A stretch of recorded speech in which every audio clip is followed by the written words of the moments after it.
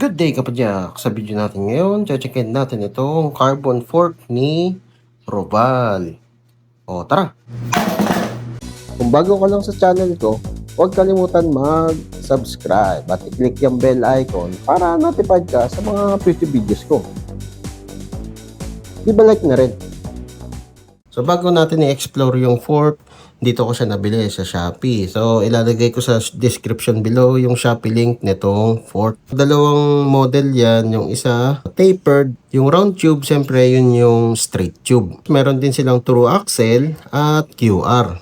Ito lang yung gravel carbon fork na nakita ko na non-boost. So 100mm na hub spacing. So naka-design tong fork na to pang 27.5 pero pwede siya sa 700C by 55mm. Nandito naman yung spec sheet niya, so hindi na natin kailangan sukatin to. So yung haba ng legs niya ay 375mm. Ang axle to crown naman niya ay 400mm, which is mababa talaga, lowered. Yung haba naman ng uncut na stereo tube niya ay 300mm. So 30cm. Non-boost na fork siya, 100mm na hub spacing. Ito naman yung spacing ng flat mount niya, 70mm. So, kailangan mong bumili pa ng flat mount to post mount na pangharap. Be sure na pangharap yung kukunin nyo kasi meron ding panlikod nun. Yung panlikod nun, magkalapit yung dalawang butas. Yung pangharap na katulad nito, malayo. Magkalayo yung butas. So, yun. So, keep in mind lang nun para hindi kayo magkamali. Ganito naman yung pagkaka-taper niya. So, ang napapansin ko dito, straight tube talaga to, tapos linagyan lang nila o pinasukan nila ng tapered na carbon. O parang spacer na carbon na ginawa nilang tapered. Actually, medyo maluwag nga yung pagkaka-tapered niya. Hindi naman sobrang luwag, pero medyo mabilis makalas itong crown. Ni-expect ko din na medyo masikip siya para secured yung crown. Pero yan, ang dali lang. Diba? Yun lang. So, keep in mind lang kung medyo maselan ka sa ganun. Tapos guys, upon inspection, madami siyang imperfection. Hindi siya ganun kapulido. So, dito sa internal routing niya, ayan, kapos. Hindi siya buo. Parang kinapos sa resin nata to. Kinapos sa carbon yan. So, dito pa, yung pagkakamold niya dito, hindi rin pantay. Ayan, sa pagkakadugtong naman ng dropout, ayan siya, ayan merong mga gap, merong mga parte na hindi dumikit. So kulang sa resin yung pagkakagawa nito. Kaya siguro sobrang gaan nito guys ito pa So hindi pantay, nakaangat ng konti. At yung pinaka-concerning dito, itong mismong dropout. Ayan, nakikita niyo yan. Butas yan. Yung itim na yan na maliliit. Butas yan guys, so hollow siya sa loob. Hindi buo. Ayan, ayun Parang kala nyo inanay. Baka dito lang sa nakuha ko to. I-consider ko to na parang lemon unit. Hindi siya ganun kapulido. Itong fork na to, pwede rin to sa fixie. Yun nga lang, kung yung setup mo sa fixie ay 700C by 25 o 28, medyo malaki yung gap. Hindi ito pwede sa rim brake kasi wala siyang attachment para sa caliper. Ayan, kasi itong butas na to masyadong maliit para lang to sa accessories. Katulad ng mga fender, ilaw, o kung ano mga accessories na pwede mong isuksok dyan. Speaking of accessory, dahil isa siyang gravel fork, lagi nyo yan makikita, itong mga hard points na yan. So pwede mo dyan ilagay yung battle cage, o kung ano mga accessories na gusto mong ilagay dyan. Pwede ring front basket, front carrier. Yun nga lang, mapapaisip ka, bakit ka maglalagay ng front carrier sa carbon fork?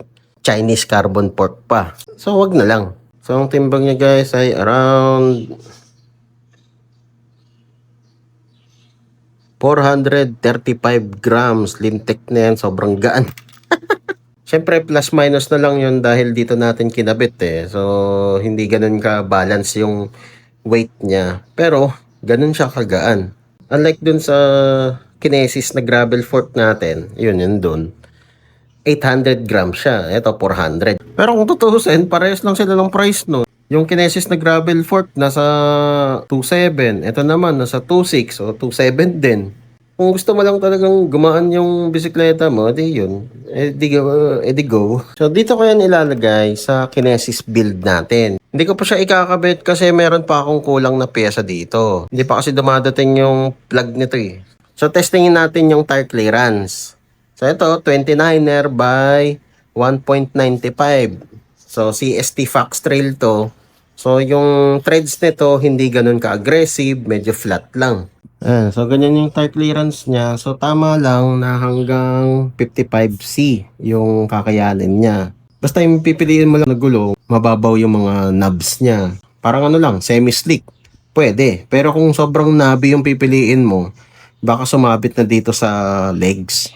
Okay, so ang part score ko dito kay Robal ay 6/10. Sobrang baba nung binigay kong score dito dahil lemon yung dumating sa akin. Pero syempre, sayang naman kung hindi ko gagamitin. So, bahala na si Batman kung ano mangyayari. So, marirecommend ko ba tong si Robal? Well, 20% oo, 80% hindi.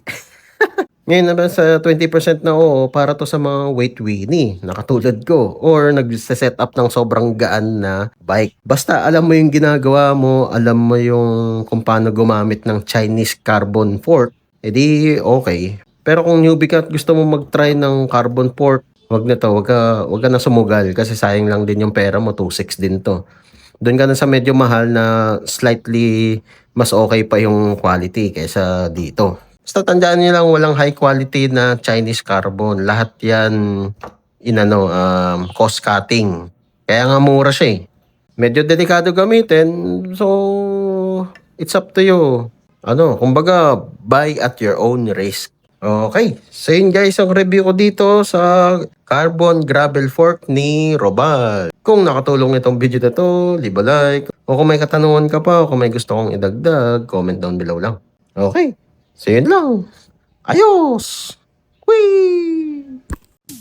O kapadyak, kung na-enjoy mo itong mga video ko, leave a like at i-share mo na rin sa mga tropa pips mo. Makakatulong ito sa channel. Kung gusto mo pa manood ng ibang video, ito, meron pa tayo. Hindi tayo nauubusan. Ayan, katulad nito, saka ito. Nood ka na. Madami pa tayong mga video na i-upload. Kaya, mag-subscribe at i-click yung bell icon para notified ka sa mga future videos ko. Maraming salamat. See you next time.